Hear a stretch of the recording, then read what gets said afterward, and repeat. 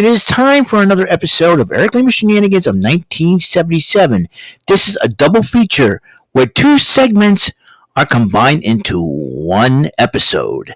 And now, here's the host of the show, Mr. Eric M. Lima.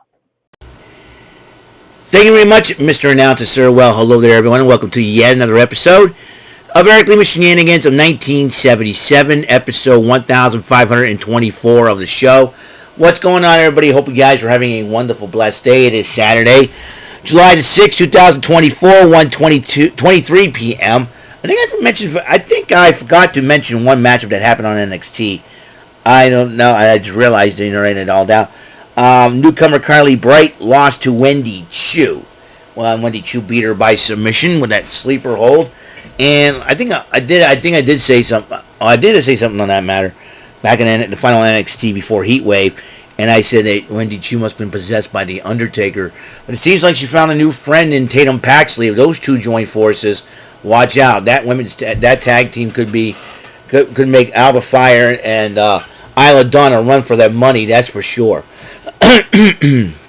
So anyway, this is going to be a 2-for-1, the Shenanigan double feature. This will be the third Shenanigan double feature. It will be a WWE special. I'll be talking about the final SmackDown before tonight's Money in the Bank from last night. And the final SmackDown from last night before tonight's Money in the Bank. And I'm making my picks and predictions for tonight's Money in the Bank. As you know, there are five matches on the card. The majority of them are title matches, except one will be a 6-man tag team matchup. So there's that. Really excited, and we'll get going. You're talking about a Money in the Bank Summit match, not the Summit, but the Summit. Jey Uso kicked off SmackDown. Now, at first glance, when Jey Uso kicked off SmackDown, I figured Will Soul Sikoa and the Bloodline interrupt him. So that will be something to, as Soul Sikoa was smart, he'd be listening to his older brothers saying, hey, we're moving on from you. I mean, Soul Sikoa is being like, almost like Owen Hart of the Bloodline, I think. But more on that story. So Jey Uso says he's going to win the Money in the Bank, call it Yeet in the Bank. And here comes LA Knight. And LA Knight says that he's going to win the Money in the Bank. But then, Carmelo Hayes comes out and says, I am him, and all that stuff. And he says that he's going to win the Money in the Bank. I'm not saying I'm him, but Carmelo Hayes says I'm him, meaning he's him. Well, whatever. So there's that. And then Chad Gable interrupts those three gentlemen saying, hey, I've been through a lot. I deserve to win the Money in the Bank. Andrade comes up, interrupts Gable, and says, this is my destiny. I want to win the Money in the Bank. But then Drew McIntyre, the final participant in the Money in the Bank, interrupts everybody. Says he feels bad for Chad Gable, but he says that he's going to win the Money in the Bank. Pushes and shoves. A brawl happens. And the face half of the Money in the Bank clears out. And so you got Knight, Uso, and Andrade decided to clean house. Jackie Redmond interviewing Bayley. As you know, Kayla Braxton has left the WWE. This is the first SmackDown without Kayla Braxton, so they'd probably do some roving around. I think reporters and interviewers should be on both brands, in my personal opinion, so that way they so they have a humongous opportunity. And interviewed Bayley, as Bayley said, she said she's going to keep an eye on the women's Money in the Bank. And then Chelsea Green interrupts Bayley, saying that she may win and cash in on her. But then she says she's got an ace up her sleeve. And then Piper Niven attacked Bayley, and then a little taunt. Chelsea Green was taunting Bailey at that point. You know, and then after the commercial break, Bailey comes out of Nick Aldis's office. Naomi goes, "What's up, girl?" And Bailey says she's had enough. She'll take on Piper Niven one-on-one. Can you be in my corner? Naomi says, "I got your back." So there you go. And the Street Profits in one-on-one in a tag action against Pretty Deadly. Yes, boy. The Tasty Snacks, the Dandy Highwaymen, went one in a tag match against Street Profits. Heck of a matchup between these two teams, young teams, teams of the future. But the Street Profits did end up picking up the victory in the end with a Sky High and the From the Heavens Splash. A Sky High by Angelo Dawkins, and Montez Ford did the From the Heavens Splash. A-Town Down Under, we're talking in the locker room about their title defense against DIY. That's the main event. The tag team titles on the line against DIY, the team of Johnny Gargano and Tommaso Ciampa.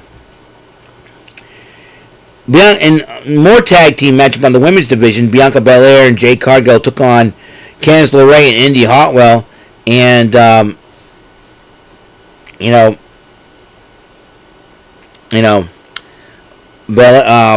and Cargill won the matchup. Kathy Kelly interviewed them after the matchup, and they said, if I were, they basically said, Albert Fire and Isla Dawn were getting our belts back, and that's what they all plan to do. Meanwhile, Cody Rhodes, Randy Orton, and Kevin Owens addressing the Toronto crowd and the Bloodline. And Kevin Owens had a little heartfelt story. His mom's in the hospital fighting for her life, and that's why they weren't, normally my parents would be there, but when they're not. He said, I had to make he made the early flight to Quebec to see his family. And and Kevin Owens has got a good reason to keep fighting. And they said that, he said that his parents made everything that made sure that he helps fulfill his dream.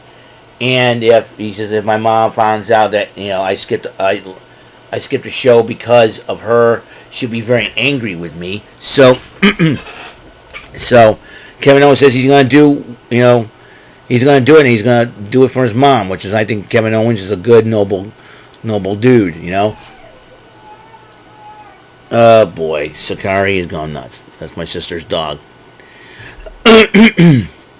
So Kevin Owens has decided to keep fighting, so they have a message. Each of them have a message for the Bloodline. They're going to get the Bloodline. More on the Bloodline. Now, Bayley went one-on-one with Piper Niven in a non-title matchup, and all the women that were part of the Money in the Bank participants for tonight's Money in the Bank match, all the women, they were there. Io Sky, along with Chelsea Green was in the corner of Bayley. No, not Bayley. Chelsea was in the corner of Piper Niven. Naomi in the corner of Bayley. Io Sky was there in the crowd, as well as Lyra Valkyria and Tiffany Stratton. And then Zoe Stark was in the crowd as well. And during the matchup, when Chelsea Green was taunting Bayley or something like that, Naomi got in her face, and then Io Sky jumps in, Stratton jumps in, Stark jumps in, everybody jumps in, but Bayley ended up winning the matchup. After winning the matchup, all 6 participants were brawling, and during that time, after the matchup, Nia Jax was attacking Bayley. As you know, Nia Jax has a shot at the title by virtue of winning the Queen of the Ring tournament, and she gets her title shot at SummerSlam. Meanwhile, Michin attacks Nia Jax with a kendo stick.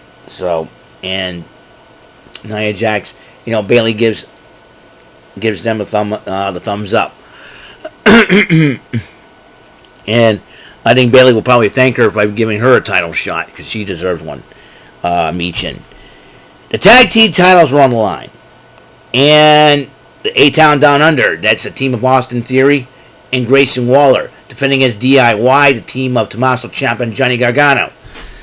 Head-on matchup between these two until both men dug down deep from DIY, knocking down both members of A-Town Down Under, and then got him in a double submission hold, and both men tapped out. We have new tag team champions. WWE Tag Team Champions DIY won the belts from A-Town Down Under. Praise God. All right. So what's gonna happen from A-Town Down Under going forward? We'll find out for sure. Then Solo Sikoa addresses being the new tribal chief. He says, you know what, Roman Reigns, he was not man enough, and if he wants it back, he can come get it from me. So, in other words, Solo Sikoa wants to be the undisputed WWE champion, and he's coming after Cody Rhodes. It seems like to me that Solo Sikoa is out for himself, and he's making sure he's got some insurance in the form of the Tonga brothers, along with Jacob Fatu, the Samoan werewolf. What will happen tonight? Money in the Bank in the 6-man tag. We shall see. We shall see. Let's go to NXT Level Up, and I thought it almost did not air. Josh Briggs went up against Charlotte Hill, and Briggs ended up winning the matchup. And Kelly Kincaid interviewed the debuting Tyra May Steele, whom everybody knows as the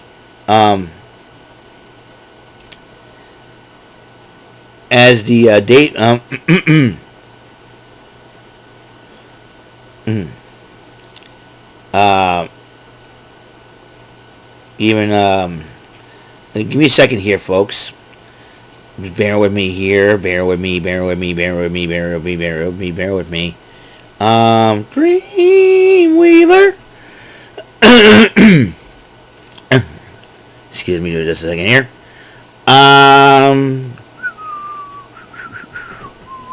Let me just give me a second here. I know her real last name is Mensa Stock.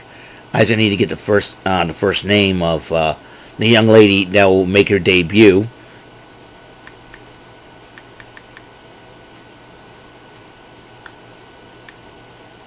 Oh, Tamara Mansa Stock will make her debut as Tyra May Steele in NXT Level Up, and she goes against a former guest on the Rant and Rave podcast, Ren Sinclair, formerly known as Manny Rankowski. That match was up next, and Ren Sinclair and Tyra May Steele went at it, and Sinclair ended up winning the matchup, but both women shook hands at the end of the show, which is really... So I think Tyra May Steele may learn a couple of things from Chad Gable or Kurt Angle. So so there's that. And the main event, D'Angelo family member, I don't want to say the concierge, but I think he was the lawyer, Luca Cristofino, going up against Uriah Connors, 4th generation wrestler, son of Fit Finley, and Cristofino ended up winning the match. So that is it for the final SmackDown of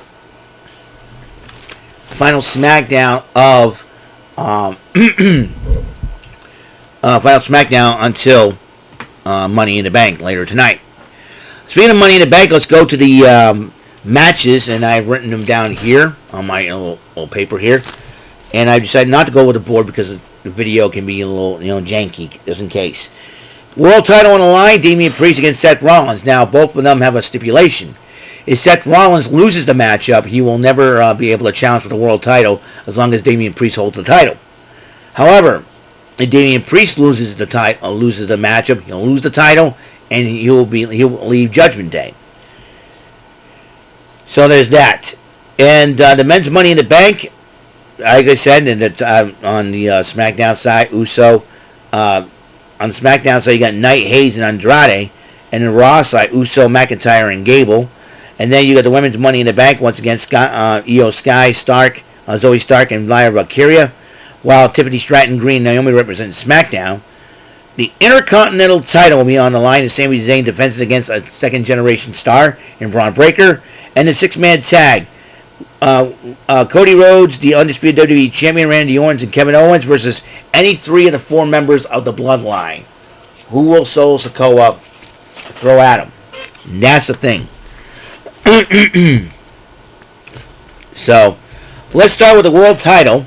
And I picked Damian Priest to beat Seth Rollins. I think Rollins needs some more time off. I don't know if Rollins is actually medically clear or 100%, but we'll find out for sure tonight.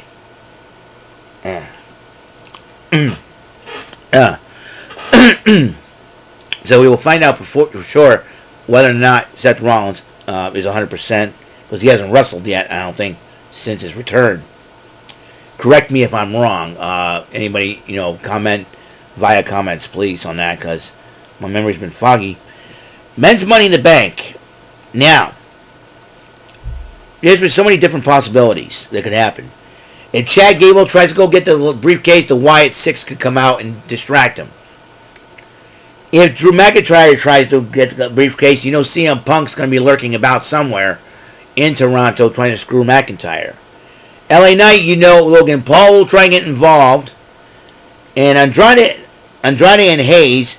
Andrade, we could have Legado del Fantasma if they decide to see fit. Carmelo Hayes. And if Uso tries to grab the Money in the Bank briefcase, will the Bloodline get involved? So that's another thing, too, that could happen. So many possibilities. Because if Jey Uso tries to grab that Money in the Bank briefcase, Solo Sikoa will make sure that Uso does not get his hands on that briefcase. But I picked Jey Uso to win. Because the Bloodline's got much bigger fish to fry. And that's, that's my opinion. Carmelo Hayes could be the one to do it. But I'm going with Jey Uso on that one. Now, Women's Money in the Bank, this is going to be very interesting. As you know, the Money in the Bank is in Toronto. And guess who's hosting it? Trish Stratus, WWE Hall of Famer. So if Zoe Stark tries to get involved and tries to get that Money in the Bank, Trish Stratus could get involved. Remember, there's some history between Zoe Stark and Trish Stratus. Tiffany Stratton, Nia Jax will probably try to get involved to help her out. Chelsea Green, Piper Nimitz got her back. Io Sky, Damage Control, going to have her back as well. And you got Naomi, who could try it. So, Naomi is due to win it. I like to see Io Sky win it for a second time so she can have an opportunity at a Grand Slam. And that could be a huge opportunity. But Naomi is due. Naomi is due to get that Money in the Bank. And I picked Naomi to win. Now is another interesting situation for the Intercontinental title. Sami Zayn defending against Braun Breaker. Now, to show some posts on Sami Zayn's social media. Now, he's got his own Sami and Friends comedy hour. And Johnny Knoxville was posting pics of himself supposedly going to Toronto. Is he playing mind games with Sami Zayn, making him paranoid? Or is Johnny Knoxville going to try to cost Sami Zayn the Intercontinental title? But if Johnny Knoxville tries to interfere in this matchup, one or two things are going to happen. One, Sami Zayn's going to go after him. And if Johnny Knoxville was stupid and did something and hits Braun Breaker by accident, Johnny Knoxville will probably spear not Johnny Knoxville. Braun Breaker will probably spear Johnny Knoxville out of his shoes. So, but because of the distraction Johnny Knoxville could cause Sami Zayn, I picked Braun Breaker to win the Intercontinental title. Now the six-man tag. 2/3 of Legacy, Randy Orton and undisputed WWE Champion Cody Rhodes, teaming up with Kevin Owens against the Bloodline. Now, I picked the Bloodline to win because they have the advantage. Because Orton, Rhodes, and Owens don't know which three of the four members of the Bloodline they'll fight against. So the Bloodline has that covered. But then there's a factor of a fifth member on the bloodline. That could come into play as well. That's why Hikuleo, who might be known as Tala Tonga, because who knows, they could bust out the trump card, so to speak, in Tala Tonga, aka Hikuleo, right off the rip, and it could be all three Tongan. It could be all three Tongan sons going up against them. It could be Jacob Fatu, the two Tongan twins. It could be Jacob Fatu, Sosa Cohen, and one of the Tongans. Who knows? Or it could start off as 3 to 4 members, and then the 5th member comes in, interferes, costing them the match, costing Rhodes, Orton, and Owens the match. That's why I'm picking the Bloodline to win this matchup. A lot of factors could come into play here. So that's all the time we have on this show, on this episode 1524. 1524 of Eric Lima Shenanigans of 1977. Next episode, we're going to talk about AEW Rampage, okay? Because we still got Collision tonight to deal with as well. So, until the next episode comes rolling around, Mr. Announcer, take us home. That is all for today's episode. This is your announcer speaking for Eric Lima Shenanigans of 1977. A Big Beefy E, doing for Bob Saget Productions, and in association with a Raven Bofa Telepictures and Distribution. Thank you for watching today's episode. Tune in next time for another episode of Eric Lima Shenanigans of 1977. Goodbye for now.